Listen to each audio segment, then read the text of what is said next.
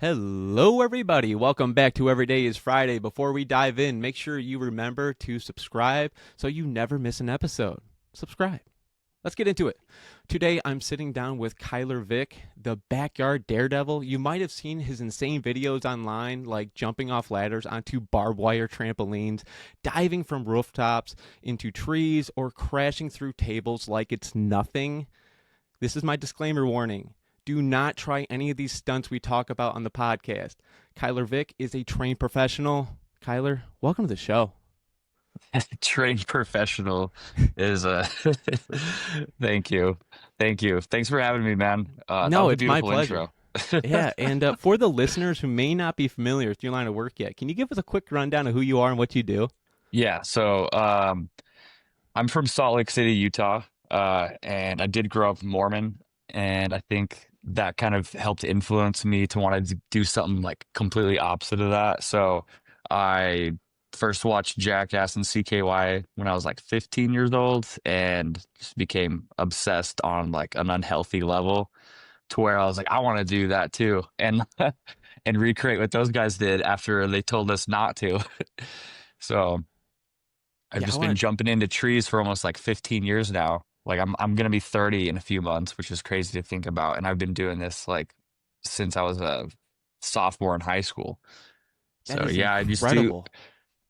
I mean, like they say, professional, after 10 years or 10,000 hours. So I've never had any like formal training on being a backyard stuntman as professional as you want to make it. But yeah, I agree. Don't try this at home for sure. I got to ask you, how did it all start? And like, were you always a wild kid growing up? I would say, yeah, I was always like needing attention for sure. I grew up with a trampoline in my backyard, so I feel like that was already a gateway to like, learning how to like do different flips and jumping off of the deck and then jumping off the roof, always needing to like up myself or up the ante.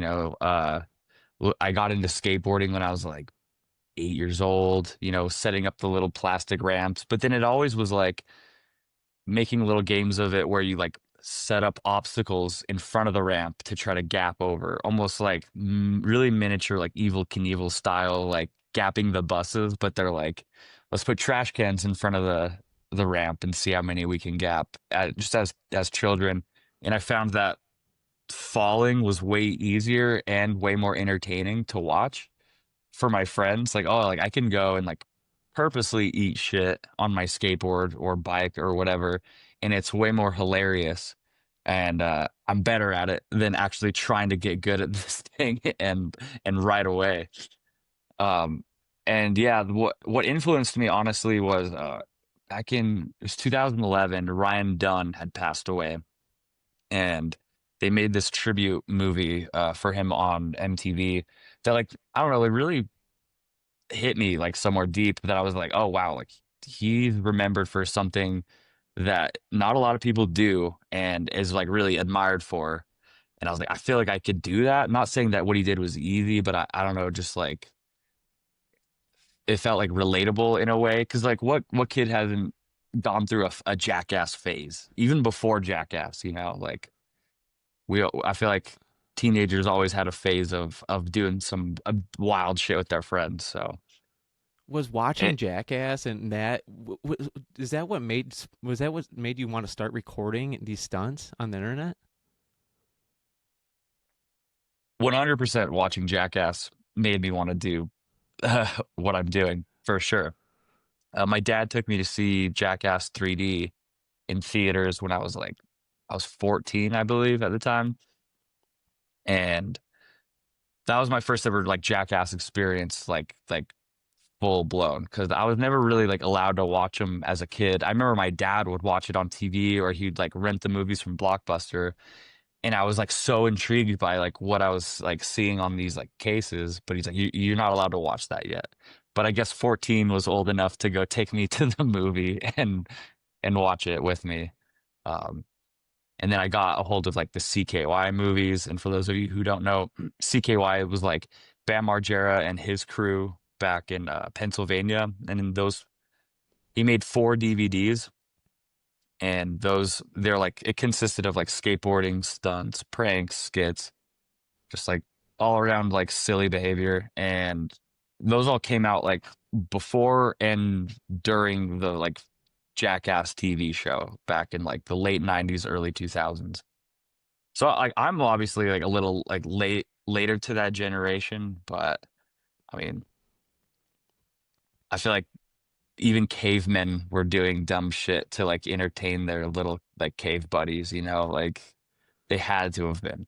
I feel like, you know, like a village idiot or a jester, there's always somebody who's willing to like take one for the team and like aren't afraid to like embarrass themselves for the sake of the entertainment or put their bodies on the line, you know, and like potentially like risk death or like serious injury.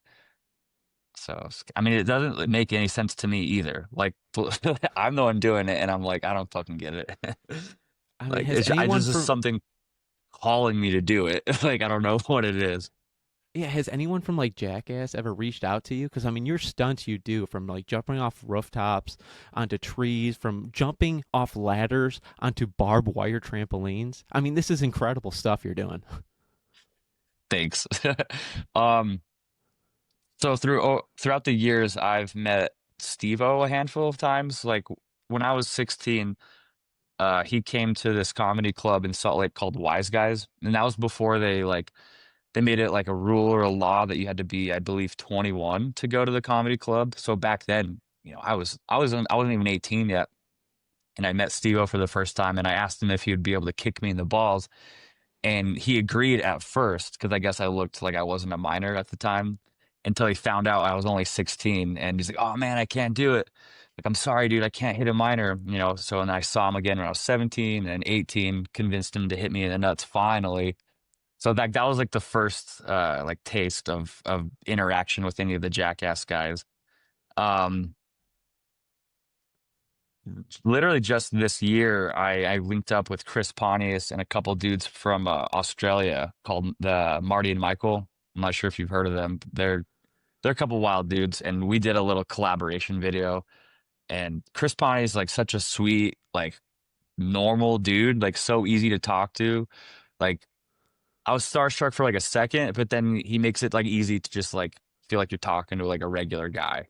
And he's like really, really funny, down to earth. Yeah, I've met a few of the other Jackass guys during the Jackass Forever premiere because I have a buddy who is in the new Jackass movie, Zach Holmes. I don't know if do you know if you're familiar, uh, or he goes by Zackass.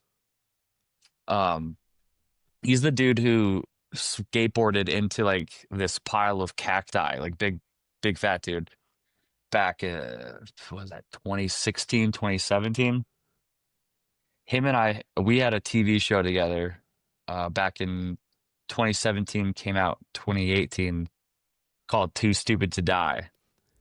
And so there's been like all sorts of like different like connections to like MTV and Jackass. You know, I've never been on anything like official with Jackass, but I've met a lot of the dudes over the years. Like one time, Wee Man came to Salt Lake to promote his taco restaurant called Chronic Tacos. And so I was like, oh, wow, Wee Man's in town. Let me go say hi. And like I went to the restaurant, he's just chilling there. I'm like, at the time, I barely had enough money to afford a fucking taco for like $2. So I'm like, all right, I was there just to see Wee Man, but I'm gonna go act like I went there to get food and just happened to run into him. And like went and chatted with him for a second because like nobody was really there at the time. It was like early enough that people weren't like bothering him, and he seemed pretty chill.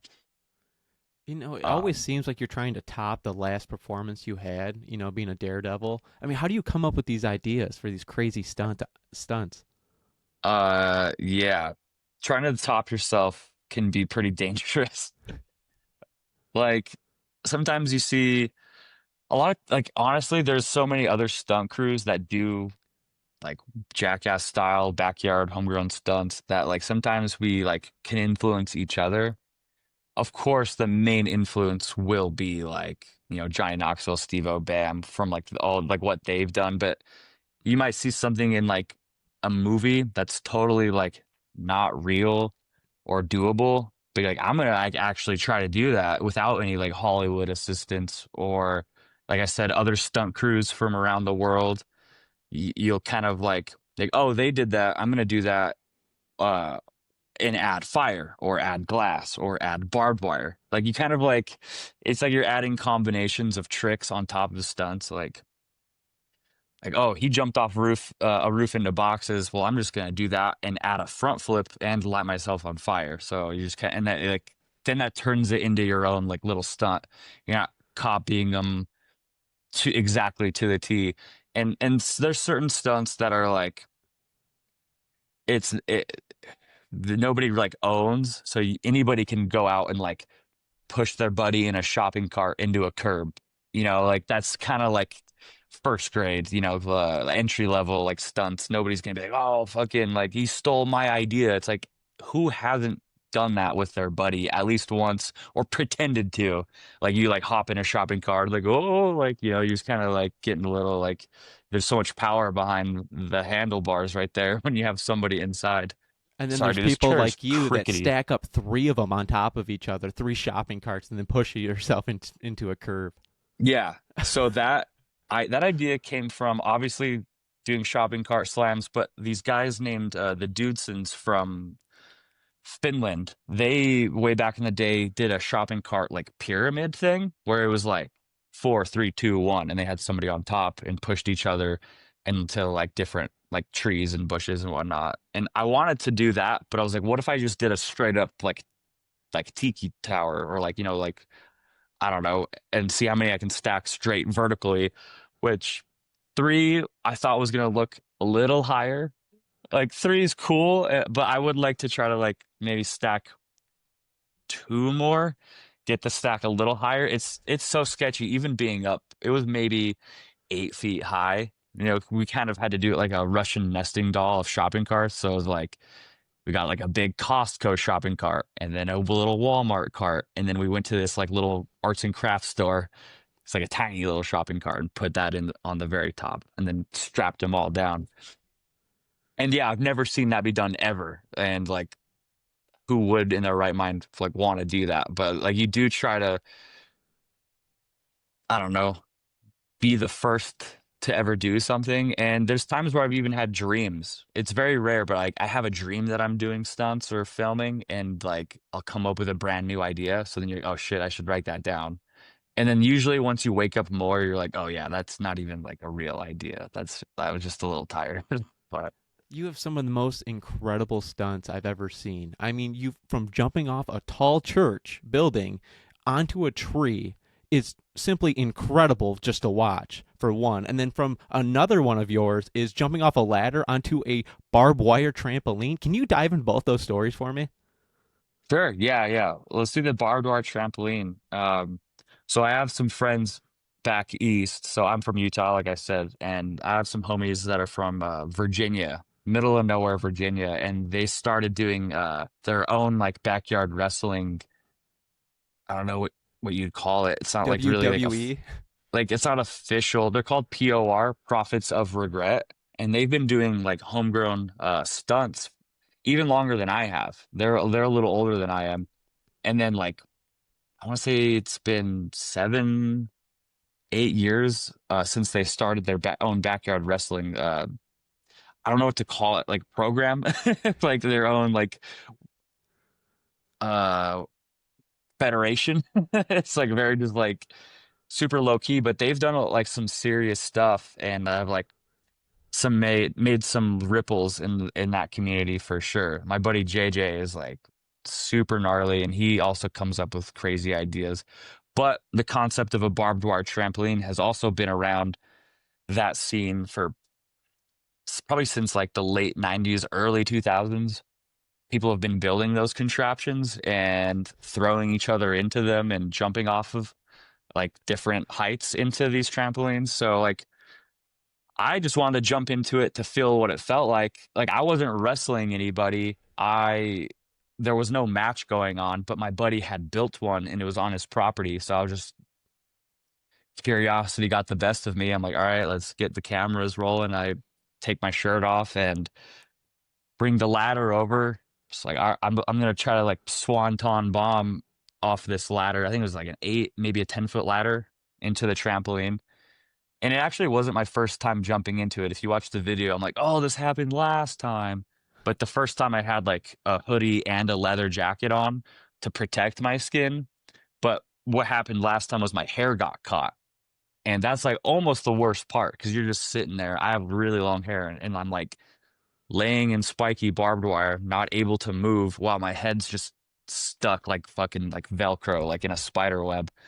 And my friends have to get under there and like untangle that shit for me. But uh so that's how that happened. Like it wasn't really for anything like super special. There was no like a lot of like what the stunts that I do are influenced by wrestling, but except there's no other guy that I'm wrestling and there's no crowd. Like, you know what I mean? I mean, you'll be able to tell like jumping onto like tables and stuff like that, and just like setting up different objects to land on. It's a very like wrestling thing. Yeah, Kyler, I can only imagine the adrenaline must have. It must be off the charts. Yeah, like oh, 100%. And even like the little things that I know I'll be okay, like I still get a little nervous and get adrenaline. Like, I mean, you kind of have to be on your toes because the second you get complacent or like think this one's cake, that's when you get hurt because you kind of get a little lazy with like your safety and everything. And that's happened to me a handful of times as well. And it's better to be like a little more paranoid and like over cautious than kind of just blindly go into it. But there's been a few stunts where I've blindly done it and have just gotten purely like lucky and walking away, you know. Sometimes like you just need a little luck to go your way. That's it. But the adrenaline, yeah, like once you're on the edge of jumping off something, you kind of there's a moment where you kind of have to borderline black out in a way where like everything in your life that you've ever learned has to like go out the window for a second, and you have to go against all instincts because you're about to jump off of a fucking ladder onto barbed wire and you know it's gonna suck. And there's a few things that could go like pretty fucking wrong if you land wrong, you know, like getting your fucking jugular cut if you land like on your neck weird, or like getting your eyes gouged out. And honestly, I didn't really think of those things when I did it, but looking back, I'm like, and then I'm reading people's comments mentioning that. I'm like, oh shit. Like, I guess those are some things that could have gone wrong that maybe like I tried to not think about. Um, but yeah, no, the adrenaline, it can almost be like too much to where your legs start to turn to jelly and you're like really anxious and you're just like, I want to just get this over with.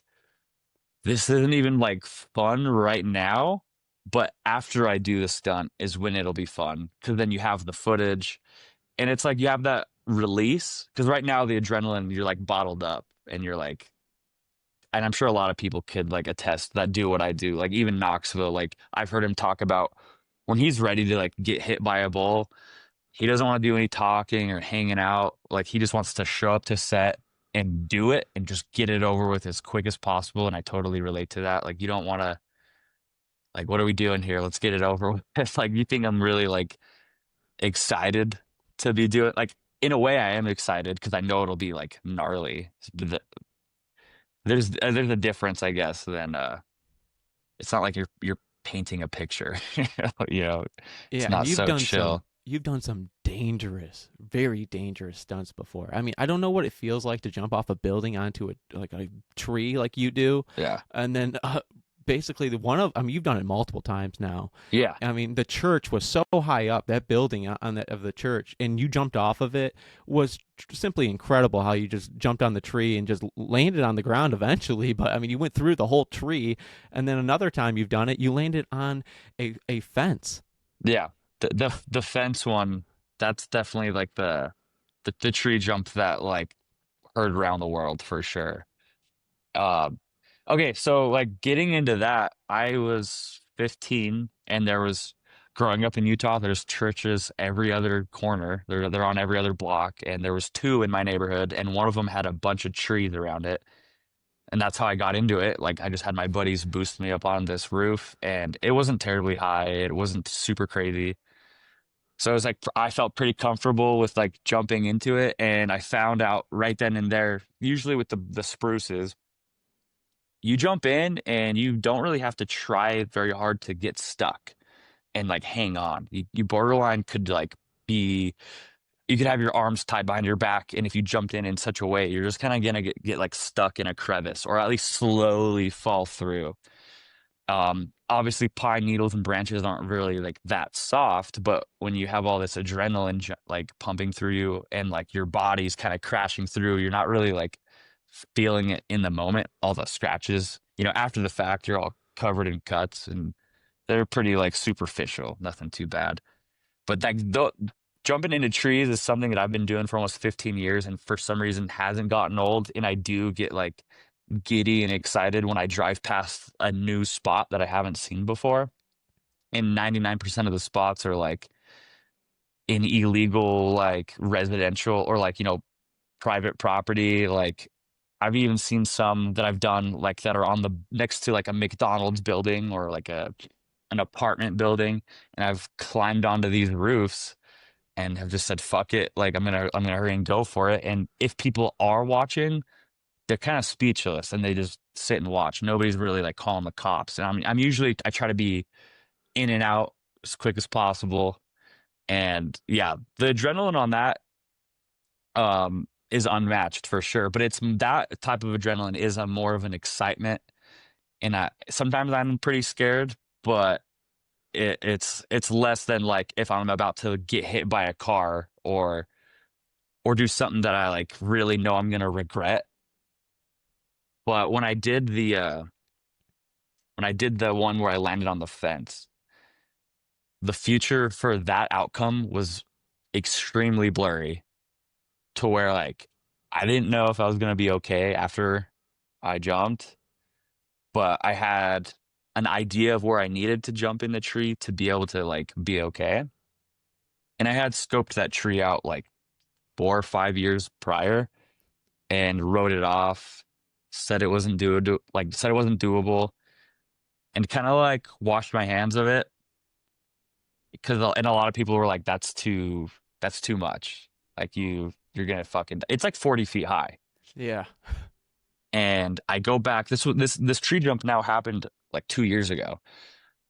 Um, I go back there with my buddy and we give it another scope out and we're like, maybe it is doable. Like if I jump far out enough and hit that pocket of branches, I could probably catch myself and slow down enough.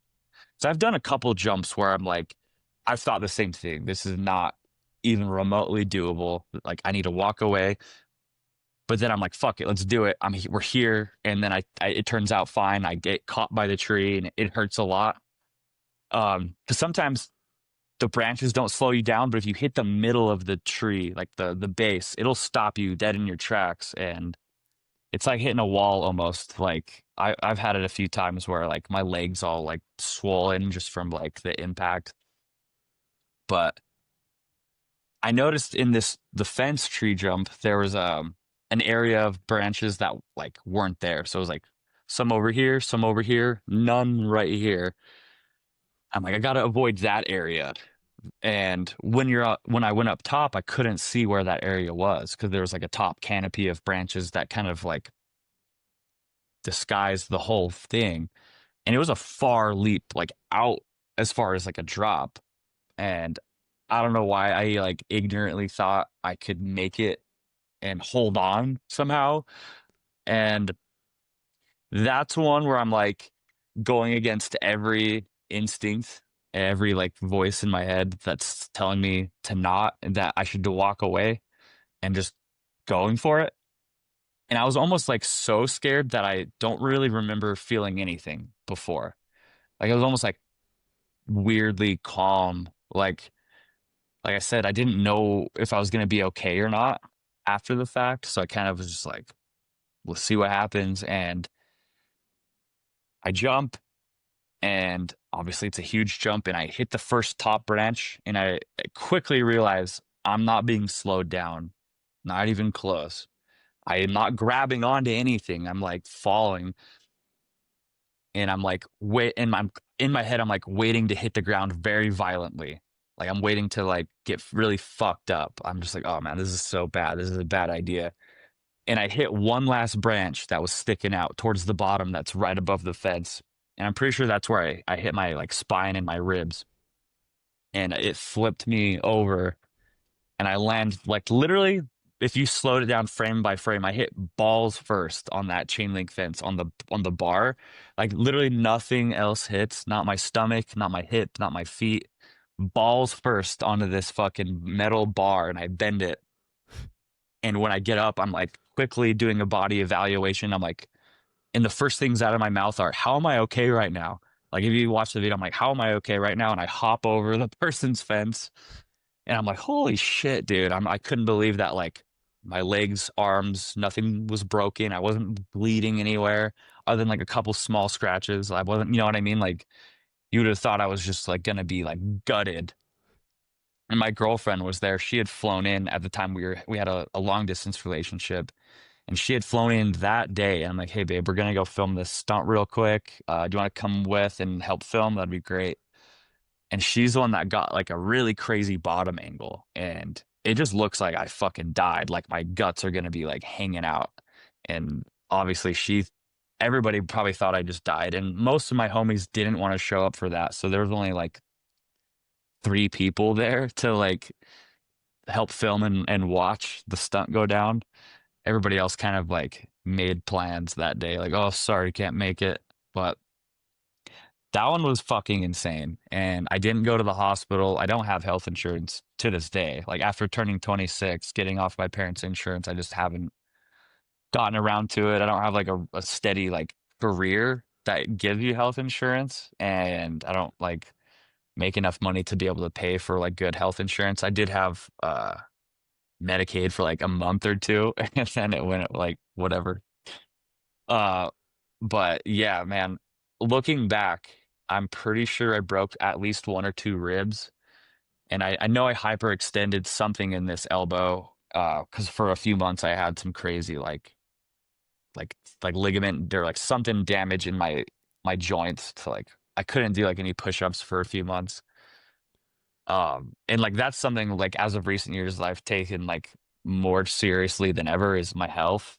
Ironically enough, like been like running a lot, cold plunging, push-ups, lifting weights, whatever I can do to try to like keep my body in decent shape to be able to keep doing these stunts. So it feels like a real big like clash where I'm like one end I want to do dangerous stuff and like risk it all for entertainment and glory, and then the other is like I want to be healthy and sober and run and like keep my body like in good shape. And then you do both, like it's like what am I doing? You like pick one side, because like this is gonna fuck you up. Like the stunts are gonna fuck your body up, and then the other side is I want to keep my body in like good shape. So it's kind of like fucking torture. But Khyler, being a daredevil with no health insurance is truly remarkable.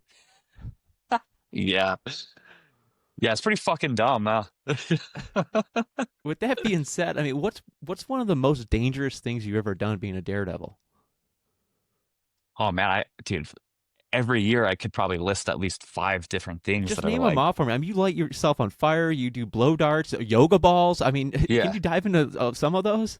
yeah, for sure. I'm trying to think. Even some of the things I did this year on this new project I'm working on with my buddies, where we look back at old footage that we shot, and then we like try to recreate or reenact some of our own old stunts, and then we do like deep dives and like interviews and kind of like talk about some of these things. And half of my buddies are married or have kids now. We're all in like our early to mid 30s, so it's kind of like it's just a different chapter. I'm not saying we're too old to do this stuff, because in your 30s, like you should still be like a healthy adult. That's like almost your prime, but it's different than when you were 15, 16, 17. Your bones are a little more pliable, and you kind of go at things with like a lot more ignorance. And now after you've learned what happens when you do that, it's kind of different. You're like, I'm about to jump. Like, okay, this year I did this idea where I saran wrapped my arms to my side like a straight jacket and then jumped onto a full speeding treadmill. and like didn't have my arms to protect myself. So of course I fly back and smack the hell out of my head. I was okay, but like definitely dazed me a little bit. Um, yeah, jumping onto yoga balls. We created this big conglomerate of yoga balls. It looked like a molecule almost. And I went to jump off my buddy's old shed in the backyard that was maybe 12 feet high, and the wood was all rotted. And so when I went to take a jump off, it just broke, and I like missed all the yoga balls and somehow like didn't break my legs because I went straight to flat ground, from that high up, which isn't that high. Like, dude, you see kids now jumping off like 20 feet to flat ground. I'm like, how are you walking away from that? It's insane. And then there's people like you that light themselves on fire and then jump into Yeah. a cold plunge off a roof. Yeah, yeah. I just did that last year for this cold plunge company that was sponsoring me. They gave me like a deal, and I'm like, all right, I'll make some videos for you guys. And I thought it'd be funny. Dude, and that was such a like sketchy setup because I wasn't sure how to jump into the water to put myself out of being on fire. And it's like a really small window. And then you have these PVC sticks in there to keep the pool together. Like I can't land on that. I'll just get like impaled, like that'll fuck me up from hitting that. So like you had to like really like it looks like I dove head first off of the roof into like 2 feet of water. Like and it somehow like didn't fuck me up at all, just like of how it happened. I don't know. Like that was a fun one. That was It and that did one look like like you went head first in it. yeah. And I'm like, why would I didn't want to. I wanted to actually go more onto my back to like land on the fire to put it out. But the way I did it, I just kind of like dove headfirst into this little tub of water. But I think what saved me was my arms kind of like overstretched onto the outer edge of the tub and like helped distribute like some of the fall in a way. And then I folded onto my back. I don't know. It's weird.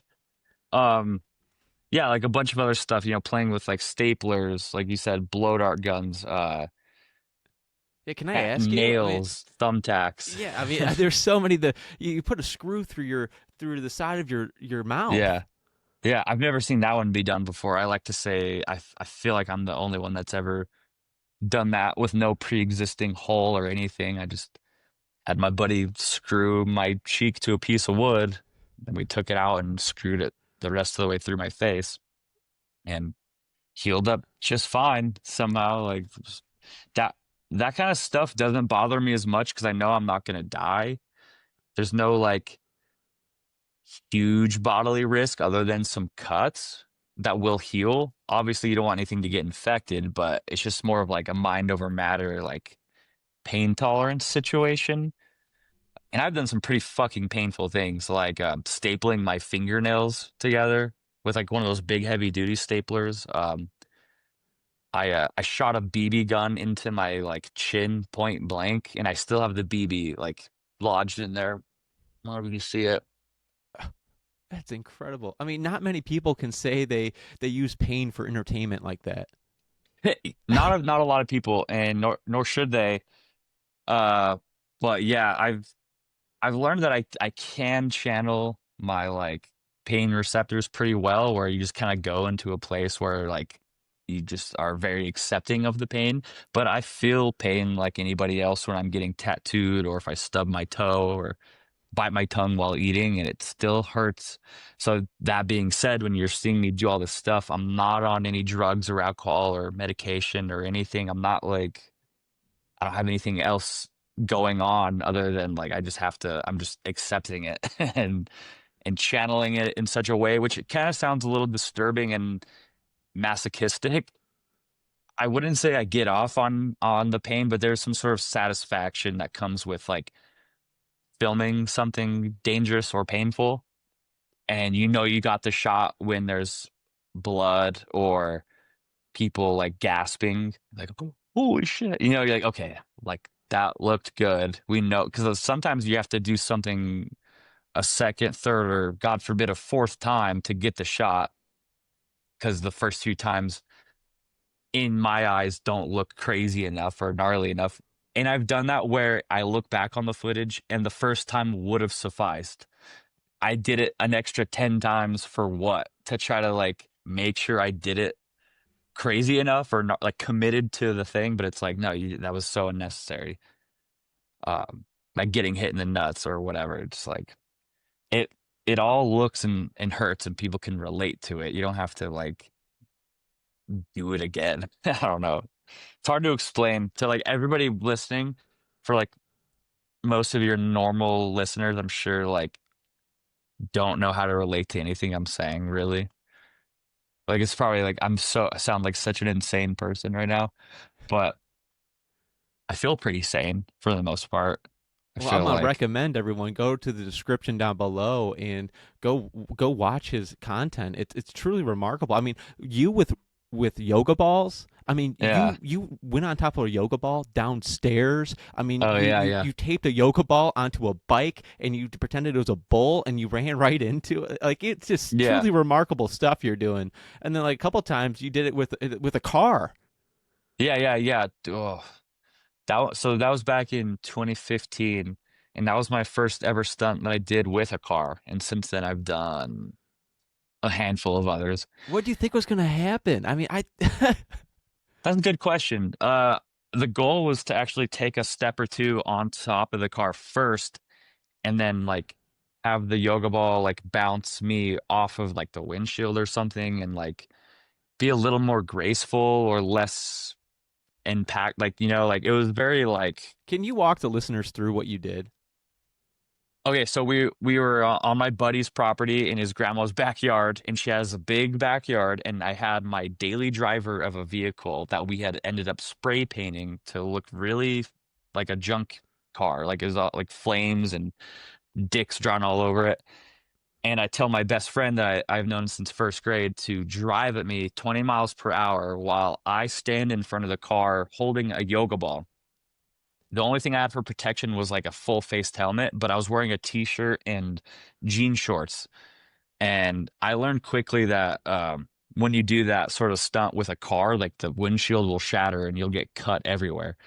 But so I'm standing in front of the car and I'm like, okay, the goal is to, like I said, to take a step onto the hood first and then let the yoga ball take the impact. But what ended up happening was I froze. The car got to me and I didn't know what to do. I got like too scared and the car took out both my shins like really violently and I like shot straight into the windshield. And if I would have done that without the yoga ball, I probably would have went straight through the fucking windshield and maybe like who knows died or like all that glass cutting you everywhere, breaking your neck. But I hit the windshield and I flip and fly over the car and I actually landed back on my feet for a brief moment. And I get up and I'm screaming and cheering and yelling and I couldn't believe that I like just did this insane stunt. And my friends and my brother were probably like, "What the fuck is wrong with this guy?" And I'm sure everybody else thought both my legs were gonna be just completely shattered. I don't know. I guess I have strong bones, or I'm super lucky. I think that's all there is to it. And sometimes your luck runs out. I But mean, yeah, I I was saw covered in cuts and it's whatnot. truly So incredible. yeah. I saw an interview with the guy that was driving you posted, and he said he was going 30 miles an hour, not 20. He said he ramped it up. Okay, so there was a different car stunt that I'm pretty sure he went 30 doing when I went back to Virginia. I got hit by a car from this dude from Vice, the like the journalist show or like what I mean, the TV show Vice. And this dude named Taji, he came out to film some stuff with us for this series called Better Man, where he kind of just gets to know different subcultures and tries to make himself better for it. And we wanted him to hit me with a car back at the gathering of the Juggalos the year prior, for a live stunt show that we've done 5 times now. And the show ended up getting shut down because there was too big of a crowd outside and the cops came and then the Juggalos ended up flipping the car, so we couldn't do the car stunt. I was supposed to get hit by a car at the gathering either later that year or the next year. Taji comes back and meets up with us in our neck of the woods, or my buddies in Virginia, and hits me with a car. But he's from New York, and I'm pretty sure he doesn't have a driver's license. He doesn't drive very regularly at all. And so I'm telling him, go 15, 20 tops. Like, that's all you need.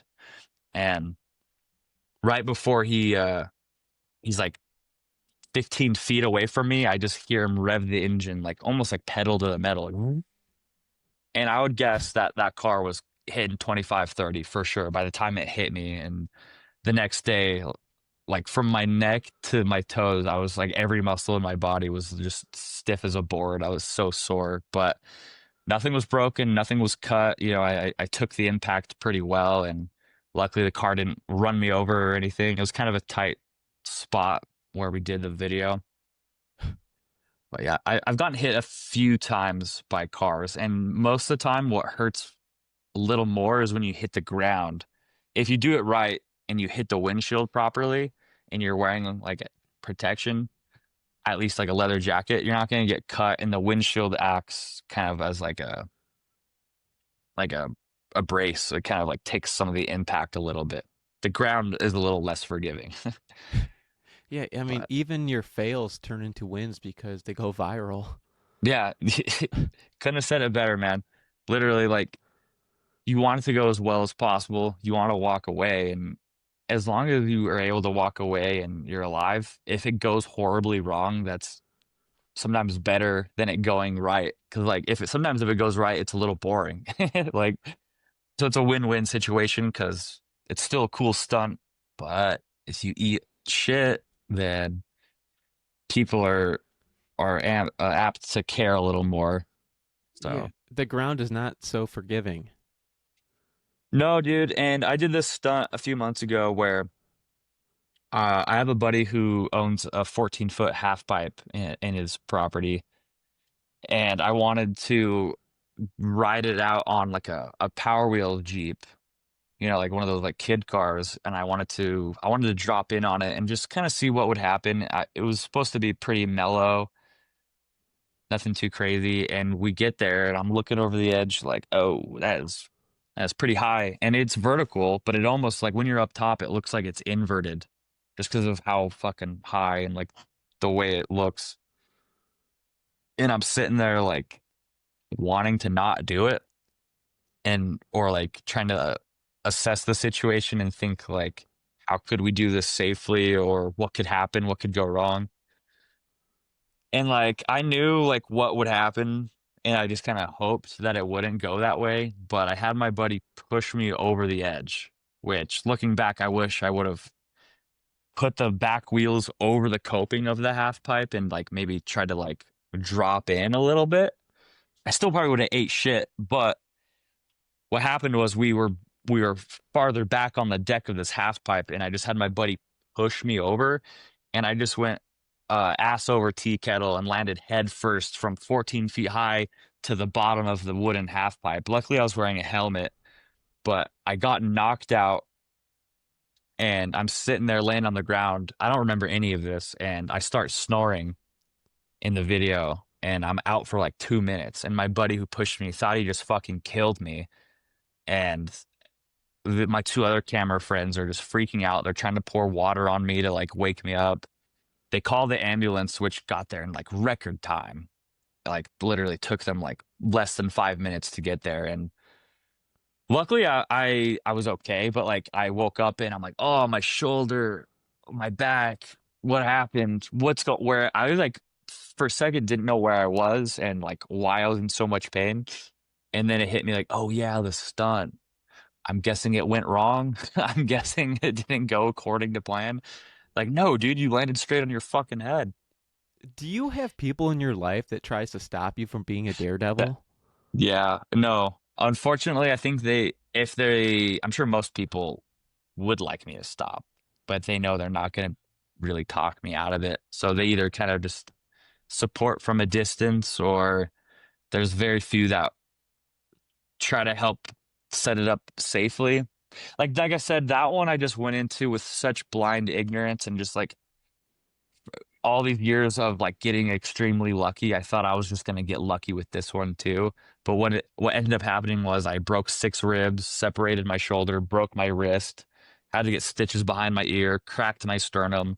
Like I got really fucked up on that stunt. And it's not even like I haven't posted the video anywhere yet, but it's not like that impressive. I mean, it's gnarly, but it's like it's a silly fucking video. I'm in a kid's Power Wheels Jeep, and I get pushed off the end into a 14-foot half pipe, and I just landed on my head. There's not much to it. If I would have gotten up and like laughed it off and been like a little like that would have been something, but I hit and I don't get up for like a while. And I'm not even responsive at first, and my friends thought I just died. So it's like a little more of like a hard watch. But yeah, like there's been so many stunts. Like okay, so there's this rock, dude. My ADHD is so bad. I'm like bouncing all over the place. But there's this rock called Suicide Rock here in Salt Lake. It's pretty infamous. It's covered in graffiti. And I found this ledge. It's about 100-foot cliff, but I found this ledge that's like 30, 40 feet high. And I was like, I should jump off that into boxes. So I round up 10 of my friends. We haul a bunch of boxes over the spot, set it up, and I realized I don't have enough boxes. I don't want to jump. This is a way sketchier to set up than I thought, but I'm like, I dragged 10 of my friends out here. I already posted on Facebook that I'm going to do this. So I'm at the top, like, all right, 3, 2, 1, and I jump and like midair. I'm like, I just killed myself. Ironically, unironically, whatever. I'm at Suicide Rock and I just killed myself. Like midair. I'm like, great. And I land in the boxes completely unscathed. So when I pop up in the video, I'm like, I'm fucking alive. Fuck yeah. Fuck you guys. I'm just like freaking out, screaming, like almost like people commented, like, he seems mad that he's not dead. I'm like, I just didn't know how to like express how like grateful I was that I wasn't dead. I was so scared. And it was like, but then like that's like you feel the most alive after you do something that insane, I guess. But during that, I feel like my friends after the fact were saying they wanted to say something or they wanted to talk me out of it, but they just didn't. So I'm like, okay.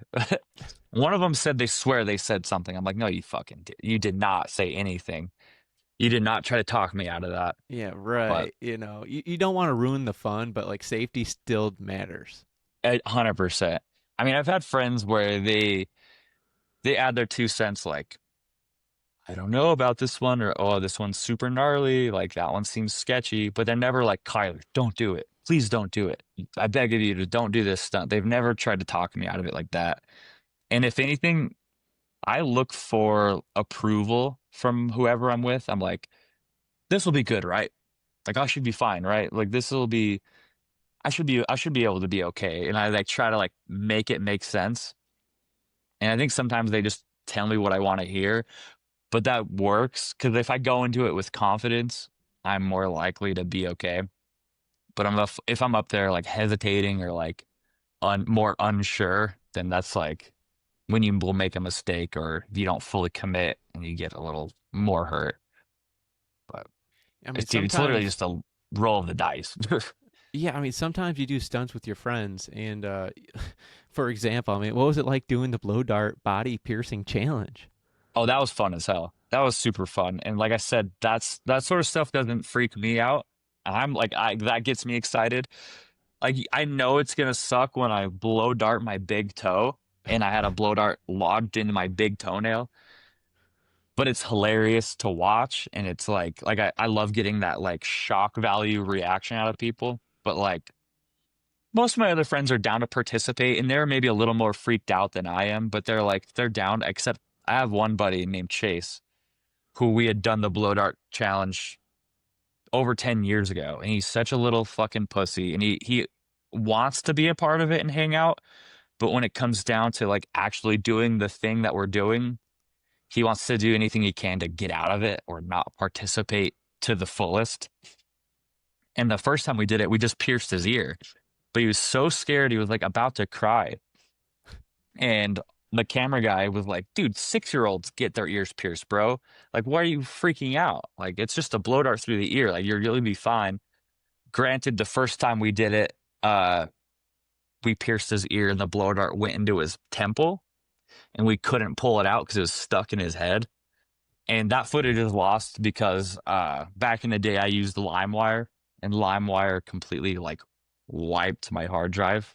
Back when I was like 15, 16, I didn't know about double backing up footage and LimeWire being severely like viral, like having bad viruses on your computer. But um, yeah, so like when he came back to play, he was like trying to not be involved as much as possible and like weasel his way out of like because we played a wheel, so it was kind of like luck of the draw. What body part you get to pierce with the blow dart? Yeah, can you just dive into that for the listeners? So you had a wheel, and then you had a whole bunch of body parts on the wheel, and you would spin it, each one of your friends. I mean, which Yes, which piercing hurt the most during that challenge? I would say if I were to guess on it, all my friends' reactions and then including the ones that I got, I blow dart to the big toenail was pretty fucking awful because it wasn't coming out, and we had to literally get pliers and like very violently like try to get it out of my toe. That being said, I feel like when we blow darted my friend's lip, um, it was very like dry, and trying to pull it out was really like difficult to pull it out of his lip.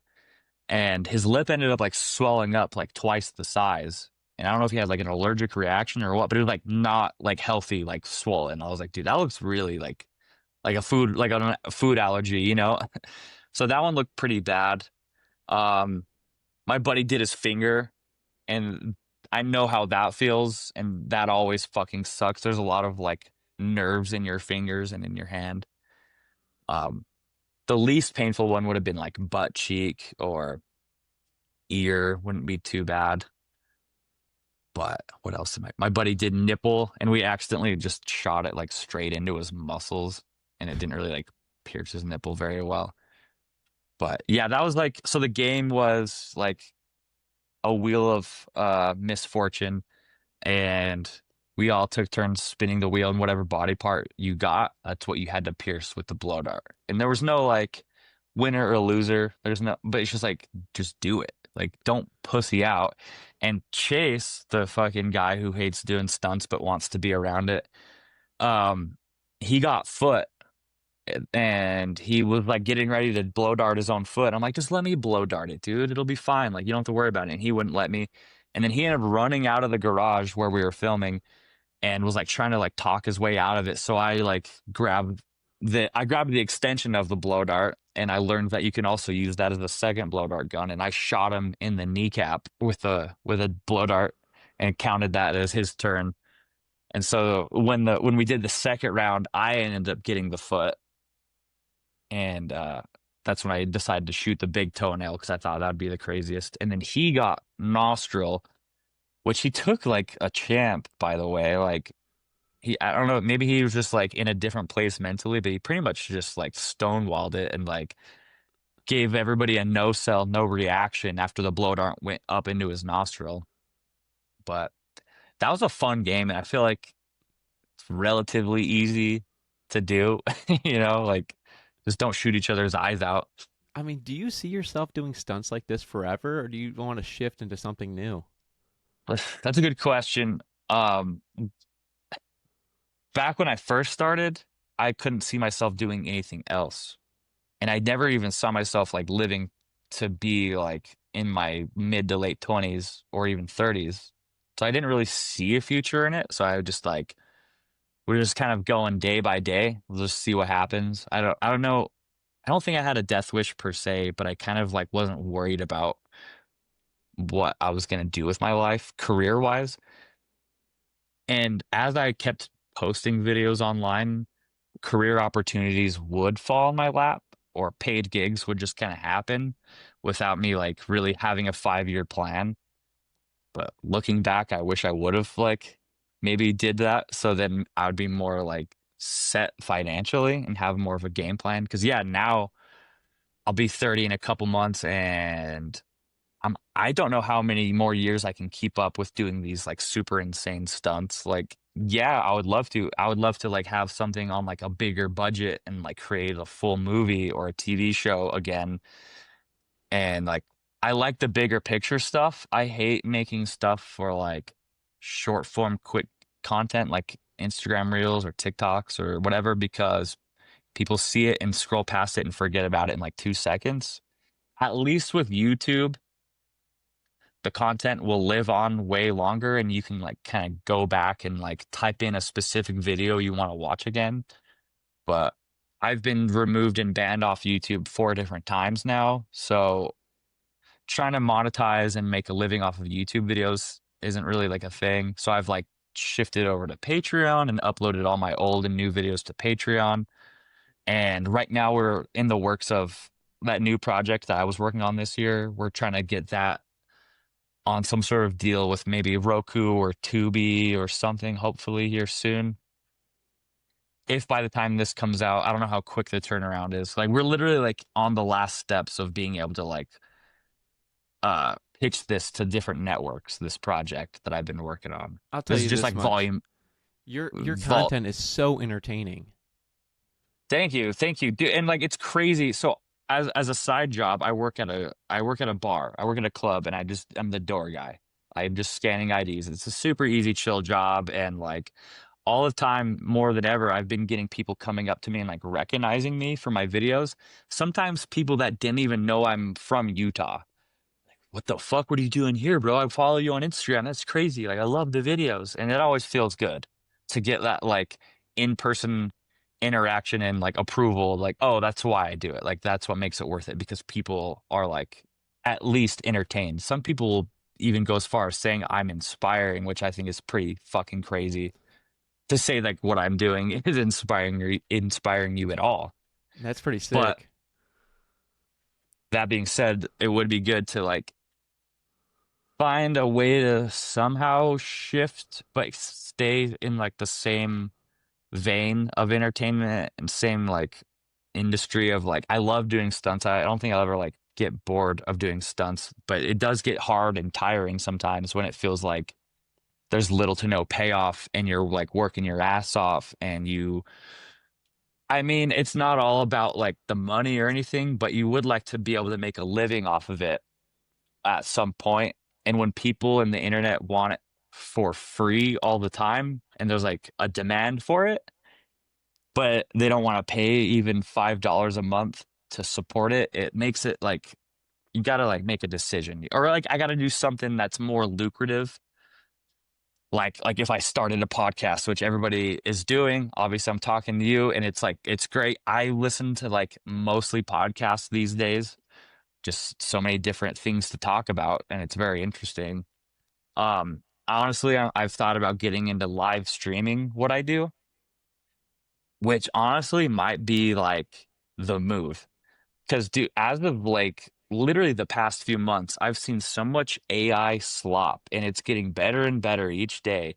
And to the point where they're even like doing AI stunts and even doing like videos that look like something I would do.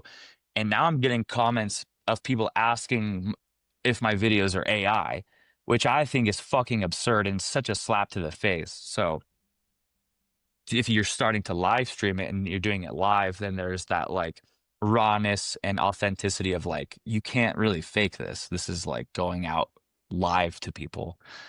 Um, I know for sure there will be an age and a point where I retire, I would imagine.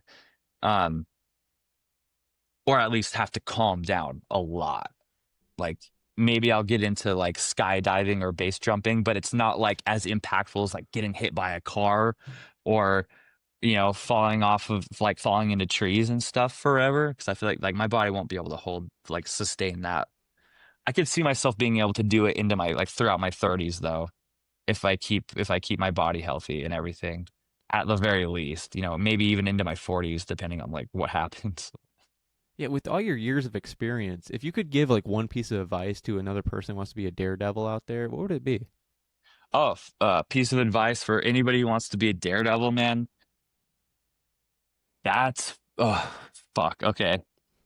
I was gonna say a piece of advice for anybody would be to like never give up because like good shit will happen no matter how long it takes. Like just just keep going. Just like when you feel like you want to give up, just don't.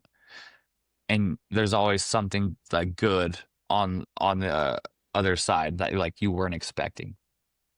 And it's always when you least expect it too. You're on the edge of like giving up on your hopes and dreams, but right when you've kind of stopped paying attention, boom, something cool happens. And sometimes it takes years for that to ever happen. Sometimes it could take weeks. You never know. Just some people get lucky. But any advice for people who want to be like a daredevil? That's tricky because I feel like I really shouldn't or couldn't like advocate somebody. I shouldn't like encourage people to do what I do, but if you're gonna do it, don't be afraid to take safety very seriously.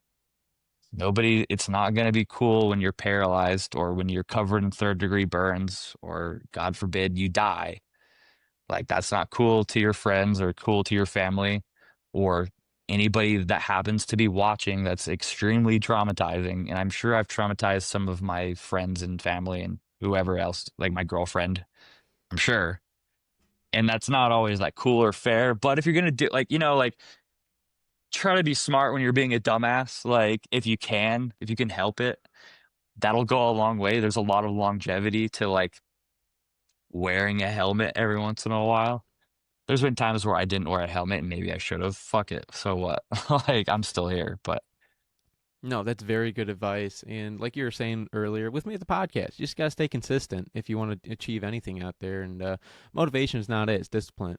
And discipline, oh, huge for anything. So if you're trying to like get in shape, you gotta like exercise consistently, eat healthy. Like if you're trying to like make an audience for yourself, people will catch on eventually. And if your stuff's good, like people will notice, like, oh, this guy's posting pretty regularly and I like what he does. I'll subscribe to that. Also, honestly, like above all, above anything, if you're gonna do what I do or do anything, like make sure you're having fun doing it and you're doing it for the right reasons. So many people do something for the sole purpose of getting famous or to get rich. And like that motivation, I mean, it'll go away quicker than if you're doing it because you love it. And like that motivation is like very unpure to me. And like you will do things that maybe like are a little, I don't know, like backstabby in a way to get where you want to be. If you're doing it just to get rich and famous, you will use people as like a ladder, which I've seen happen to friends of mine, which is pretty shitty to do. But like if you're doing it because you love it and you're having fun doing it, like obviously like you want to get paid to do what you love. But I think that'll speak volumes too. And people will notice that and people will see like, oh, like I can tell this guy is like very passionate about what he does. And there's no other like ulterior motive other than like he just gives a shit. You know what I mean? And obviously that goes with like your background and your podcast, the lighting, the audio, like anything like that. Like, take pride in what you do, try to make it to the best of your ability and like the best uh quality as well. Cause it's like I said, I hate the short form content of like quantity over quality. I'm not a fan of that. If you can do both, then that's perfect. Cause if people like what you do, they want more of it.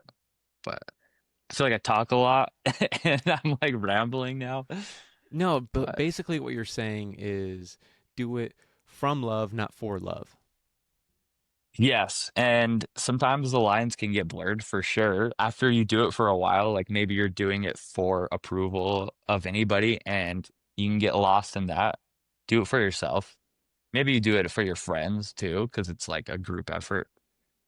But dude, I I've have even noticed with myself, I start to like get in my head about like what people are thinking or saying about what I'm doing as I get older doing it. When I was a kid, it's a kid thing to do, right?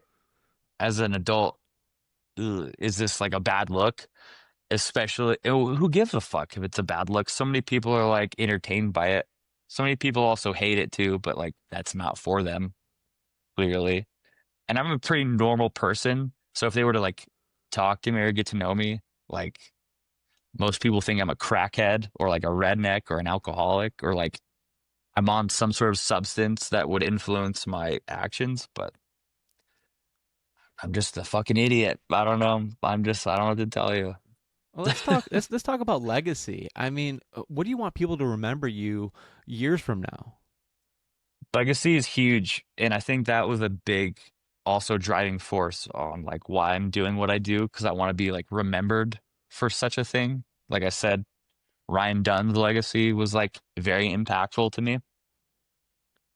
So I guess I would want like as far as like basic like surface level, be known as like this really like gnarly, gutsy, crazy dude like from the outside, like, oh man, like Khyler's stunts were like next level. Nobody could really like touch what he did. It was very like groundbreaking or like whatever. Like obviously I was influenced and I took what I liked to watch and I tried to mold it into my own thing.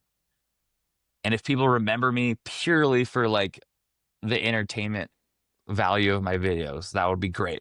And like if my videos could live on and people would go and watch them decades later somehow, if hopefully my videos can be living somewhere out there and people go back and go out of their way to watch what I do, that for sure makes it worth it to be able to like let your art be lived on. Because like a lot of shit will get forgot about and swept under the rug and kind of like lost. And I know my stuff will eventually get lost after a few years, like after a certain amount of time. There will be people that like don't know about it. But if you can make such an impact, like like Jackass did and CKY did, where this stuff happened 25, 30 years ago, and people are still fully like falling in love with it all the time. Yeah, I mean, you're But it's making an impact on me. I mean, I've been sharing your content with my friends and family all week. Oh hell yeah. No, that's always funny to me when people are like, yeah, like me and my significant other were like laying in bed, like watching your videos, just like scrolling through, like love what you do, man. Like keep it up. Don't die. Yeah, like oh thanks. Yeah, Um, looking back, I mean, which stunt are you most proud of? that's a fucking hard question. That's like I think, hmm, most proud of stunt. I don't know if I could like pinpoint one stunt. I think like the most stunt that will like live on in infamy forever. And like the best stunt is that tree jump where I land nuts first on the fence. I mean, how could that not be like my favorite stunt? Like as it happened, I'm like, oh yeah, that was good. Like I knew as I landed on the fence on my nuts, that was like best case scenario, and you couldn't have planned that any more perfectly. It was just like the fucking stars aligned to make the most like fucking cartoon-esque stunt you could ever imagine. Like, what the fuck? What like the Wile E. Coyote was that? And I don't think I could ever like, one up that stunt. So I think that probably has to be my favorite, I think. Because there's a lot of other things that I've done that are like pretty recreatable, but not to that level at all. So we'll see in the future if I can. I have some ideas brewing that maybe could like slightly touch that, but we'll see. Well, I mean, looking back, I mean, which stunt would you never do again?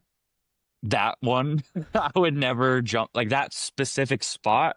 I would never jump from that crosswalk into that person's tree ever again. Not even if $1 million were on the line, because I'm not guaranteed to walk away. That being said, I will continue to jump into trees. I have so many like spots written down that I want to do, um, that I'm excited to do, but not to that level. Like I would never do that again. I also would never want to get pepper sprayed again. I've been pepper sprayed once when I was like 16, and that one stuck. The pain of that really stuck with me to where I'm like not feeling the desire to ever get pepper sprayed in the face ever fucking again. That being said, I'm curious about what it feels like to get pepper sprayed in your asshole. And my buddy did that a few years ago. We pepper sprayed his butthole. He freaked out. I pepper sprayed my face, and we thought it'd be funny if we switched roles. I pepper spray his face, he pepper sprays my butthole, and compare what feels worse. And I think I'm being a little ignorant to how bad that's actually gonna feel. Because like I've had spicy shits before, and I feel like that's got to be like a million times worse. But there's very few things that I've done that I'm like, I will never, ever, ever, ever do that again. I would never get pushed into a half pipe while in a Power Wheels Jeep, that's for sure. Like I know how that turns out. There's very few ways for that to turn out any other way. Ooh, another stunt that I'm very proud of, actually, very, very proud of that we did last year was I created a shopping cart roll cage where I have a welding friend of mine, the same one who owns the half pipe. He's a welder for Nitro Circus, actually, and he has like all these huge ramps on his property. And yeah, he's a fucking awesome dude. And his name's John Beathers, fucking really rad guy. And I came to him with this idea of a shopping cart roll cage. And literally the next day, he had these blueprints fucking print up and drawn up, whatever. And we went and stole some shopping carts. I brought him to his property, and he, within an hour, welded these shopping carts together. So it was like this ball that I could sit in, and then put these like rings around it to like act like a roll cage. And I ended up taking them down like a huge set of stairs, down the half pipe. I even took it through like an in and out drive through. Like it's just this thing that I've never seen before. And it's a very janky setup, but it worked. And the fact that it worked in a way that I was able to like roll away, it was very violent. Like it didn't feel good. Like I put like a foam pad on my spine at one point, and I wore a helmet because it was, you're in this tight like metal box.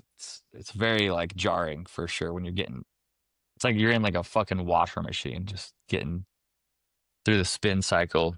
Um it was cool too. He even built like a brake system so they could push me like on flat ground, and I like hit the brake and like could start the spinning mechanism on the shopping cart.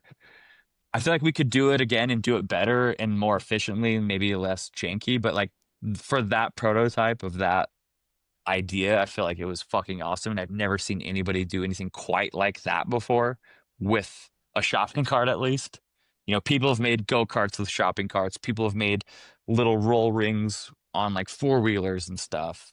I've seen, you know, people are very creative out there, but I would like to think that I'm also pretty creative as well and can think of some original stuff. So that one I'm like, yeah, that one's up there for sure. What is something people don't see behind the scenes? Wow, that's a really good question. I think people don't see okay, there's a lot that goes behind the scenes, like the money that comes out of pocket to like buying props, going out of your way to like just buying everything that you need to get just the stunt, let alone like buying your own like camera equipment. That's whatever. But like, yeah, like buying things that are just gonna break too most of the time, like the drywall, the boxes, the wood, the fire equipment, the glass light tubes, the thumbtacks, mouse traps, yada yada, you name it. Like there's all this equipment that does add up. So there's that. And then people don't see the behind the scenes of just like wrangling everybody together to be able to be available in one day to shoot. The mess that we make, huge messes sometimes that we have to clean up ourselves. Um, just like, yeah, there's like a lot of like setup that goes into what we're doing. It's not just like we show up to set and the stunt is ready to go. Like we have to build the stuff ourselves. And I mean, what we're doing isn't like rocket science or anything, but it is time consuming and very challenging at times. And so, yeah, like I would say the setup and the cleanup, people probably don't even think about that most of the time. And the recovery. The recovery time sometimes can be weeks or months of, yeah, I would like to think we're pretty good on that. Our hospital bills aren't too crazy. Like most of my friends, like we're able to like we try to be safe. But yeah, they just like the soreness too. Like you're like the older you get, you're like, oh fuck. Like I'm beat the fuck up. Like you don't think about that like when you watch the video, like how the person probably feels the next day. Like especially if they have like a family or like a real job they gotta go to the next day and they're all cut up or like sore as hell or have broken bones. Like my buddy recently this year We were filming a video and he broke his arm really badly. And he didn't go to the hospital for 24 hours because he was hoping it was a sprain.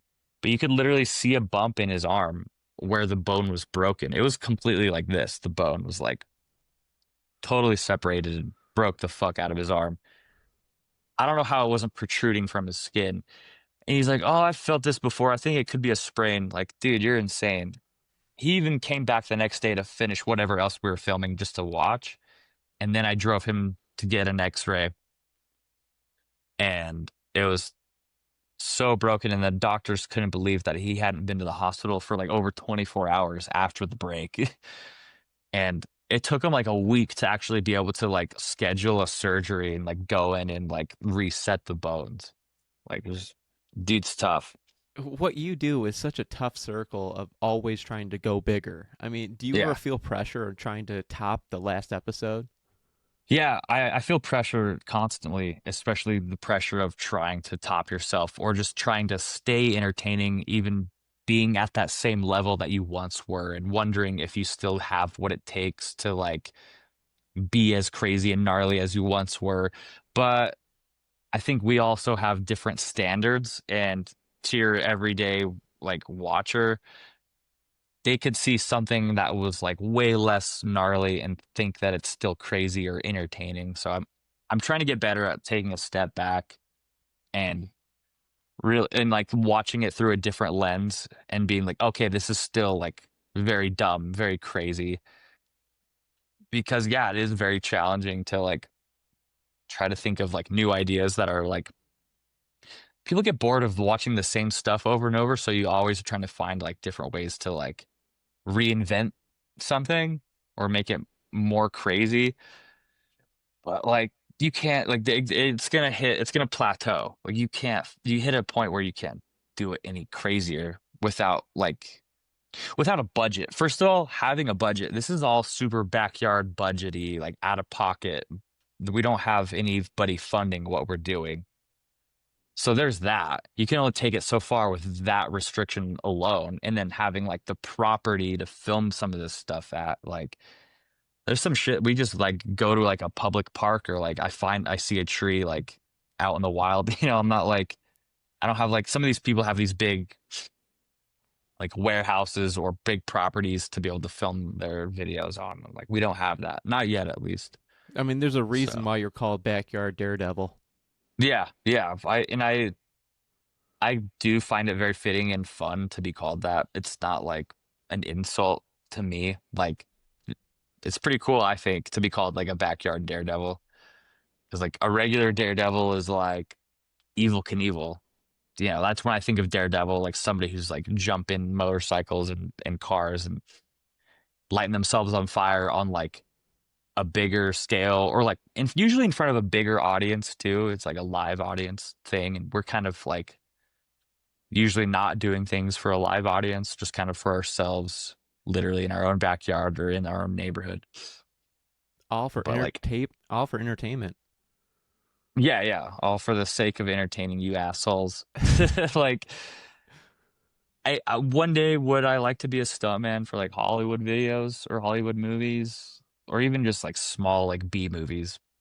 I would love that. Like, that would be super cool to be able to like get my foot in that door and like there'd be like a different professional side and maybe like a bit more safety to it. I'm not saying that there's never huge risks to these Hollywood stunts. There are, but there is also like a crazy amount of like safety and planning that go into these stunts as well. And it's like an actual career with like health insurance and like paychecks too. So, I mean, but it's a tough industry. being a daredevil without health insurance, it's a tough industry indeed. Yeah, that's a funny like way to put it. That's like that's like a tagline that I should use more often. Like a daredevil with no health insurance. It's probably gonna be the Fucking title of this podcast.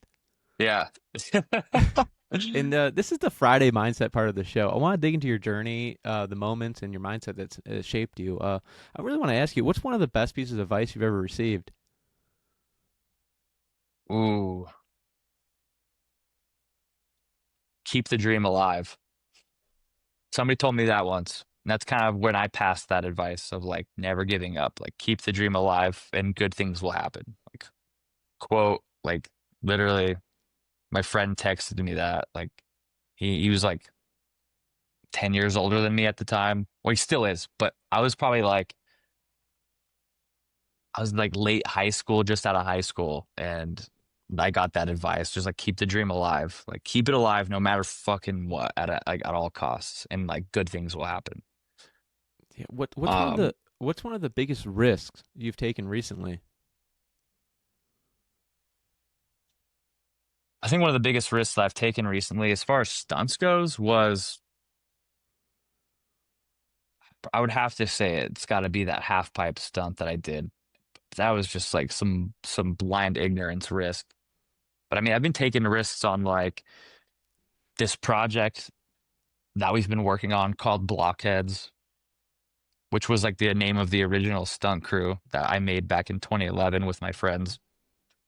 It's been like, I guess it's less risk, but just putting like a lot of faith into like what we're doing. And I want my friends to believe in me as well, because I know it's a slow process, but I'm like, trust me, guys, like it'll pay off. Like if there's anything I'm gonna make sure is that this shit will pay off at some point.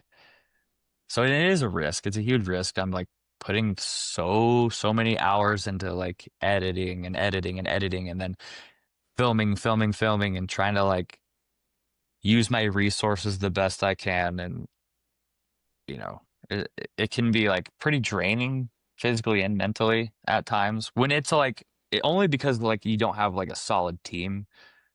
So you're like running the whole ship of like being like director, producer, editor, stuntman, like, and it's all on like a very like DIY level, but trying to like have faith in it and like just go, just putting something out there and hoping people enjoy it.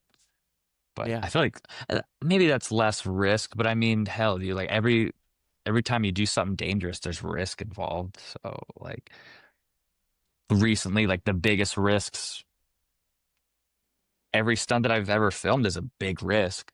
So just a matter of like how much safety I put into it is how risky it really is, or how unlucky or lucky I get. No, I resonate But with you on that one because, like, even for the podcast, I'm the yeah, host. I do the yeah, scheduling, I do the editing, I do the titles, for I sure. do the thumbnails. There's a lot to it, and I resonate with you when you say that. And I had this question that I don't ask all my guests, but really want to ask you: what is something significant from your childhood that shaped you into who you are today? Wow. Something significant that impacted me as a child that makes me who I am today. I feel like getting into skateboarding at a young age had an impact. Getting into like just dangerous activities and like the sake of like entertainment. I didn't grow up with like a camera, really. I wasn't constantly filming or being filmed as a child. Like I said earlier in the podcast, I grew up with a trampoline in the backyard, so like a very early memory of mine, like I used to jump off the deck onto the trampoline, and my dad would like give me a one of those double bounces, and he would send me flying in the air, and then he'd catch me before I like hit the ground or fell violently. And but there was one time where he double bounced me and I flew in a direction that he couldn't grab me. And I remember like smacking my head like point blank into the metal bar around the trampoline and having to go to the hospital. I don't even think I had to get stitches, but we just got like those butterfly band-aids on my head. And it's like such a vague memory, but like that happening and then it not stopping me from jumping onto the trampoline again. Like I wasn't scared. Like, yeah, I got hurt and I was with somebody that I trusted, but it was fun. And like sometimes like you got to pay to play. Not always, but sometimes there's a cost to when you want to be dumb. No, So yeah, no, those moments really do shape you into who you are they, in today. fact, they have to. Like I hear stories like when I was a kid of like really like wanting people's attention that I was around, whether I was like in class or with my family, like like a story of like me hopping on the dining room table and singing happy birthday to my great grandmother in front of everybody. Like I don't remember that, but like I had to like really like step up and get everybody's attention before I like started doing that, which is like pretty crazy. I definitely don't see myself even doing that now. Like that's like pretty like as a kid, like demanding everybody's attention in that way. Um, but I'm trying to think if there was like what do they call that like in Spider-Man a something moment. Oh my God. A Spidey moment. No, like a canon moment, like where it was like a canon event where it was like that's like what made like Spider-Man getting fucking bit or like Uncle Ben dying or whatever. Just like if there's that like thing that happened to me that like really just switched my whole world. I mean, growing up, like I didn't know what I wanted to do or who I wanted to be. Like I really loved like reptiles as a kid, and Steve Irwin was somebody I looked up to growing up, like as an idol way before I did any of the Jackass stuff. I was like a little fucking nerd for reptiles. Um, and then I loved playing guitar, and like maybe I was gonna be a musician. I don't know. I loved like shredding on guitar, but I was like my heart wasn't completely in it. So like weirdly enough, it's like I've said a couple times, it like took the death of Ryan Dunn to like light that spark and like inspire me to want to like carry on that legacy and like do it my way. And I didn't like have to think too hard about it. And I didn't really like question it. And I just did it. And it just felt very natural to want to like do that. I don't know what that is saying about me, but I was only 15. I feel like I'm still very much a kid at that point, you know?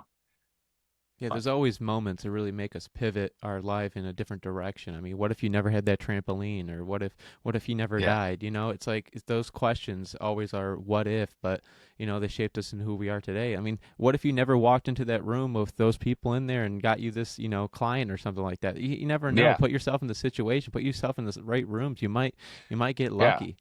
Totally. Like, yeah, you just keep putting stuff out there is like another thing of advice. Like, keep putting stuff out there, see what sticks. Like, I got that TV show with Zach because I was posting on the internet, and he was a fan of mine on the internet and knew me just through Instagram and Facebook. So he reached out because we were only friends on like Facebook, and I barely knew the guy. He's like, "Hey, bro, I have a TV show. I want you to be a part of it."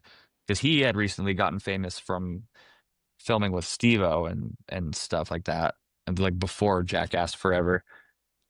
So I'm like, yeah, like you just kind of like have to say yes to things and just like put yourself out there.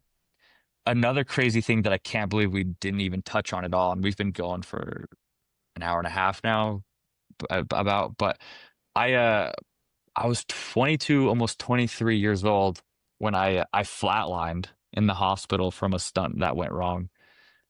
Um, the idea was I clotheslined myself while riding a bicycle. We set up a rope and I clotheslined myself with fluorescent light tubes taped to my back, like in the shape of a cross, like this, like a T. And it's for like this Christmas video. So we like spray painted the fluorescent light tubes red and white to look like little candy canes. And yeah, it was an idea that I had in my head for a while. And I've clotheslined myself a few times before while riding a bicycle into a rope. And it sucks. It looks gnarly, whatever. I'm like always able to walk away, no big deal. So we like I said, you add on to the same stunt, like you add glass or barbed wire, fire. And when I did it, I hit the rope with my neck and my arms like fly back and they break one of the light tubes before I hit the ground, and they're duct taped to my body. So the glass didn't go anywhere else. So it's broken like a spear. And then I land on my back on the ground and it just speared straight into my back, cutting through into my left lung. It sliced an artery, which I didn't know at the time. So I'm slowly bleeding into my own body and out, but like so there's blood everywhere. And like over the course of the next couple hours, breathing just got harder and harder and harder to where I like had the most shallow breaths. And eventually like my vision went blurry. I got all like sick and everything faded to black for a second.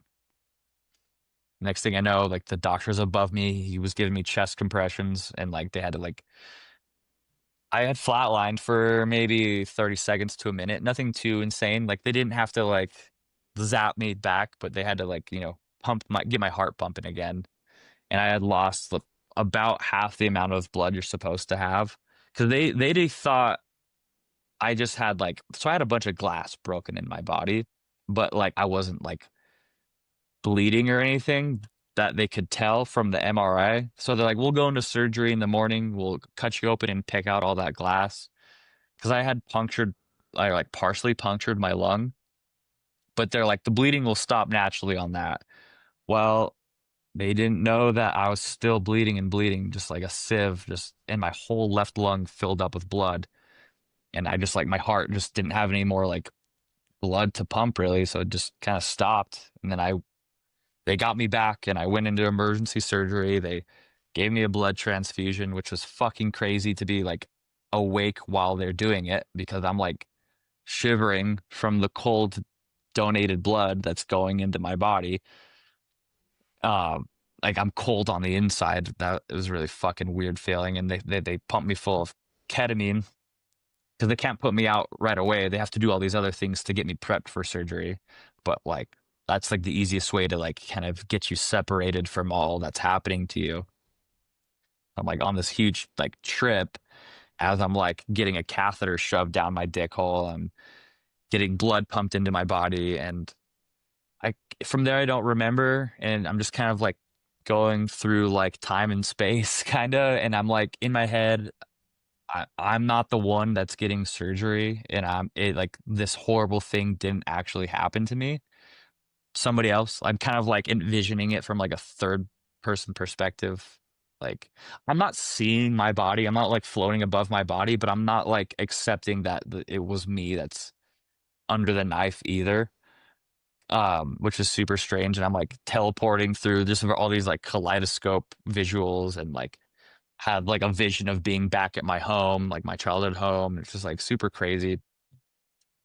And then eventually I wake up and my arms are strapped to a hospital table or to like the bed, and I have a tube down my throat, and the surgery was a success. They picked all the glass out of my body and got the blood running through me. But apparently there was a piece of glass that was resting on top of my heart. It wasn't like punctured or anything, but like my whole chest cavity was just covered in this like fragmented glass. So So you that was flatlined. I flatlined. Yeah. Pretty fucking crazy.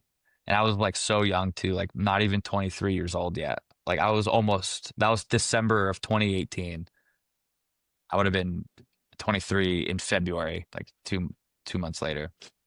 With that being said, this is my disclaimer warning. Do not try any of these Yeah. stunts we talk about on the podcast today. And Yeah. he is a trained professional, everybody. Yeah. Yeah. Very trained. Well, you learn from your mistakes, or try to learn from others first and just don't do it. If you're gonna do it, just don't do it. But yeah, that was a wild one to really think about and be like, I definitely didn't see any light at the end of the tunnel.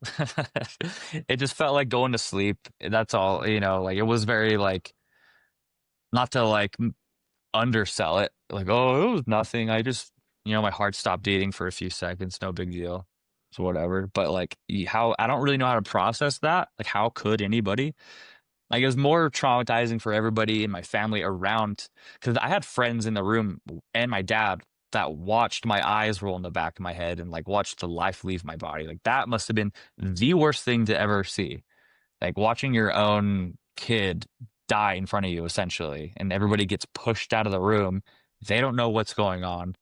Next thing you know, I remember like I wake up, I come back and I see everybody outside and I just give them one of these, let them know I'm okay. And I see them like, holy shit. Like I can see them like talking amongst each other and like their faces like light up again. Like he's back. Like he's good. Like thank fucking God. He's alive.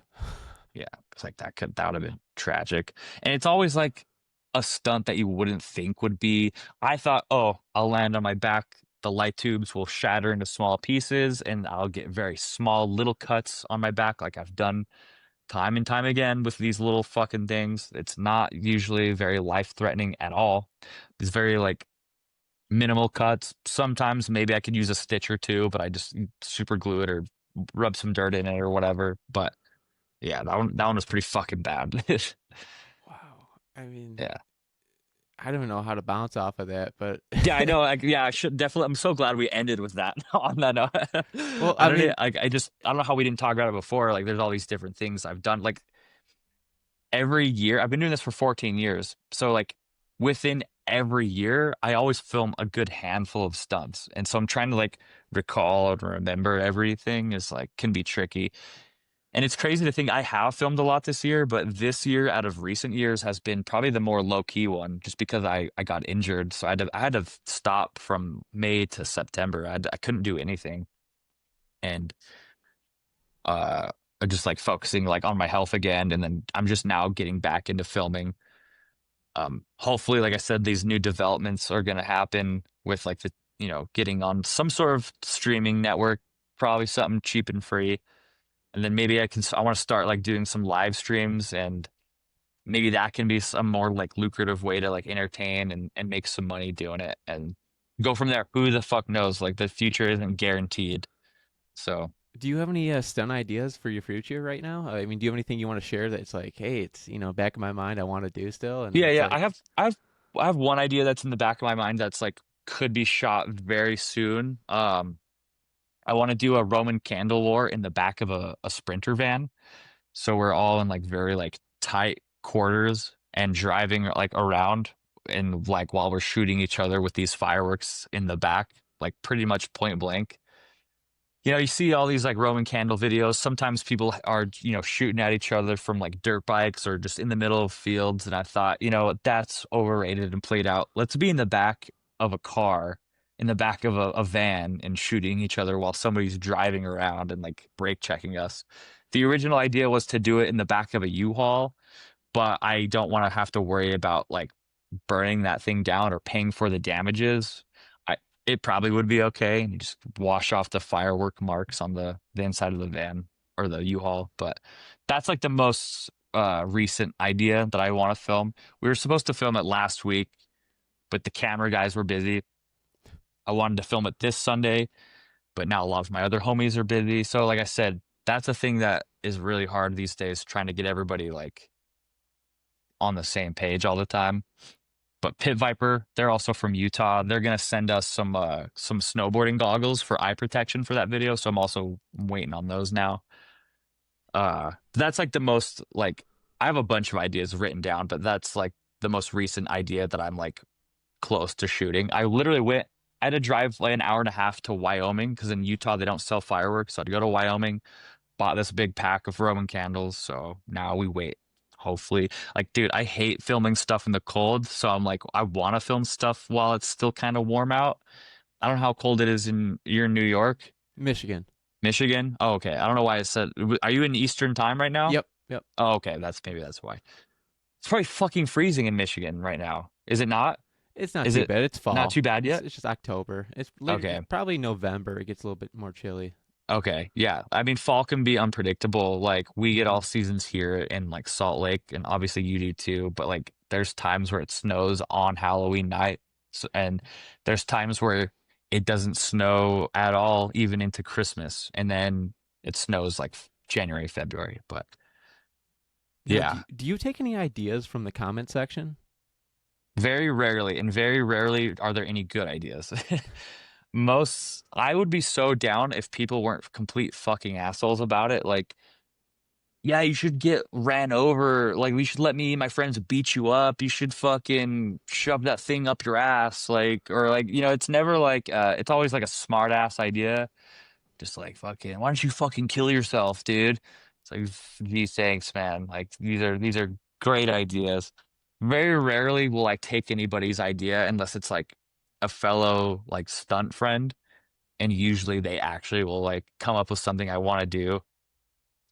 And I hate to be that guy where I'm like, I only want to do things if they're my idea, and that's not true. I've done plenty of my other friends' ideas that they've pitched to me, but that's going to be the tricky part with live streaming. So I'm totally down for like ideas because I've been looking at it through this one lens for so long. Like I could to getting like an outside perspective on something would be great, but it's usually like not that good of an idea, or it's like too many like complicated moving parts where it's like that's not really a doable thing, my guy. You can tell people have never done that before. They've never been in this situation. So I'll tell you this much: your content is truly entertaining. thank you. Thank you so much for saying that, man. I appreciate that.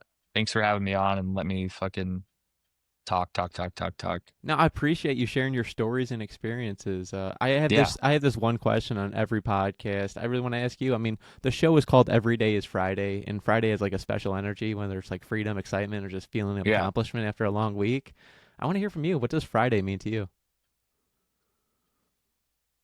I can agree if every day is Friday. I don't really have a real steady job or like any like super real responsibilities. So like, let's go. Now, like Friday, of course, means like it's time to let loose, time to kind of like get a little like silly and let's see what the weekend can bring. But like, dude, I'm fucking sober now, so I'm not really like looking forward to Friday is completely different. I'm not drinking or smoking or anything. So I have a feeling Friday you means. understand that every day is Friday energy.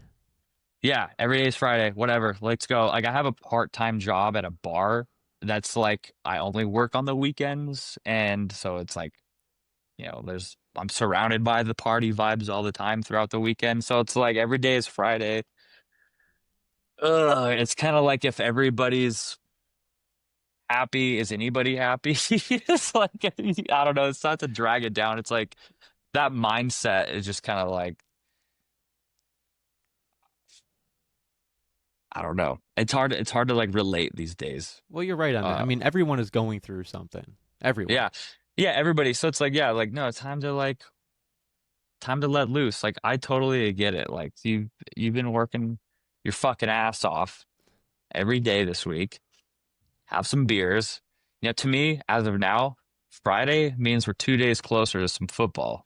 Like I'm a big Chargers fan, and when it's football season, that's all I can think about is like, all right, next game, let's get them. Like if you guys are football fans or now hockey fans, Utah just got a hockey team, the Utah Mammoth now, so that's gonna be fun.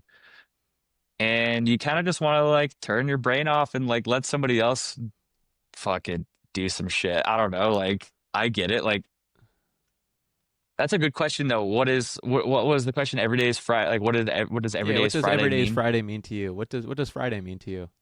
I suck, man. Why am I'm like prolonging this answer so badly? Well, it's like just feeling of accomplishment. I mean, new beginnings. I mean, wake up every day Yeah. happy. I mean, every time you Yeah. smile, no matter what, will always make you happier. I'm trying to think of the last time I had a full time like Monday through Friday 9 to 5 job and then like remember that feeling of it's Friday. It's been probably like 5 years. It's actually pretty funny because like you get it or you don't. Every day is Friday. I mean, you can say like, oh, every day is Monday all the time, but hey, every day is Friday mentality is a little bit different, a little bit better Way than that one. different. Way Way different. Way different. way better. Way better. Way more of a pleasant person to be around. 100%. If you have that optimism about you and that almost that like golden retriever vibes of just kind of just ignorance is bliss and just kind of like going with the flow and say yes to everything and I don't know, just try not to let life be too stressful. I know sometimes I can get a little uptight and some days do feel like Super Monday for no good damn reason. But if you have a little more of that every day is Friday mentality, everything's gonna be okay. Nothing matters at all. So if you think about that, you create your own meaning in life. And if you want to make every day Friday, more power to you. Yeah, every day Because is at the end of the Friday day, is about freedom. it's about freedom. It's about if this was me a few years ago, I'd say it's about getting fucking wasted and partying with the boys, dude. For the boys, that was a huge one. Like, I mean, I don't know if you partake in any of that, but yeah, man. I mean, we're in America, dude. Fucking do whatever you want. Who's gonna tell you no? Fucking go have fun. Go live it up. Yeah, Live it you up while only you're young. Live it up while you're old, dude. Who gives a fuck? so true. I Like mean, you only it get so many summers in a lifetime. it doesn't fucking matter. Which is great. You could look at that like glass half empty, where oh, nothing matters. why even try? Like, oh, nothing matters. Who gives a shit? Go for it. Like, there's two sides to that. And I know that probably sounds a little stupid, but No, I resonate with you on that one I because don't know. like I don't believe in luck. I believe luck is being prepared for the opportunity, and the opportunity is there all the time. That's true. You got to stop making excuses for yourself and fucking do it. And if you're not happy with the results, then fucking change some things up. And maybe I should take a little bit more of my own advice. But yeah, luck. I believe in luck in such ways where I'm lucky that I didn't get more hurt on some of the things that I've done. Or yeah, yeah. I mean, you You're so right flatlined, though. so I mean that's pretty impressive in itself, and you're still doing what you're doing. Yeah, it's pretty lucky. I mean, I don't know if there was a God, if there's somebody like a higher power out there watching over me. Well, I I can know have a this. What you are little is God's guardian gift to angel. you, and what you do with it is your gift to God. So keep doing Yeah. what you're doing, and Yeah. this is your chance to leave the listeners with something powerful. Is there anything else you want to share?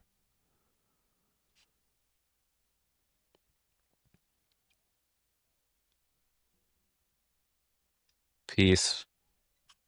I love that. Love you. And all your information will be in the description down below. Where can the people follow and support your work? The biggest thing that you could do to like show your love and support is to head on to the Patreon. That's patreon.com/Khyler Vick, KHYLERVICK. It's $5 a month.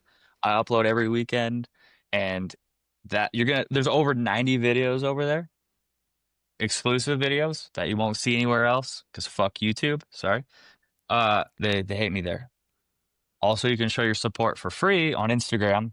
Heading over to Instagram, just also my name, Khyler Vick. I'm sure the spelling will be somewhere there. It'll be in the description down below, Yeah, yeah, everybody. yeah. Hit the links Go to down my below. Give Instagram. them That some support. thanks. I appreciate it, man. Yeah, no, truly, truly, truly, truly means a lot for you guys to show your support, your positive energy. It goes a long way. Just trying to be positive as much as we can. I know I'm a bit of a, you don't know me personally, but for the people who do know me at home, I can sometimes be a little curmudgeon as I get older too, a little grumpy, and I'm just trying to like keep that like every day is Friday like vibe going. Sometimes it gets to you, sometimes the man can get you down. Don't let him get you down. Gotta just keep it light, keep it positive, have fun. Don't take it too serious. Don't take life too seriously all the time, or ever really. That's right. Every day is Friday. And I know the listeners got a lot of great value out of this, and it's been an Dude, awesome conversation. I appreciate you being here. I hope so. Absolutely. This is really fun, man. This has been good chatting with you. Yeah, Fucking no. Thank you for sharing your stories and experiences. And to everyone listening, I mean, stay tuned for more amazing stories on Every Day is Friday.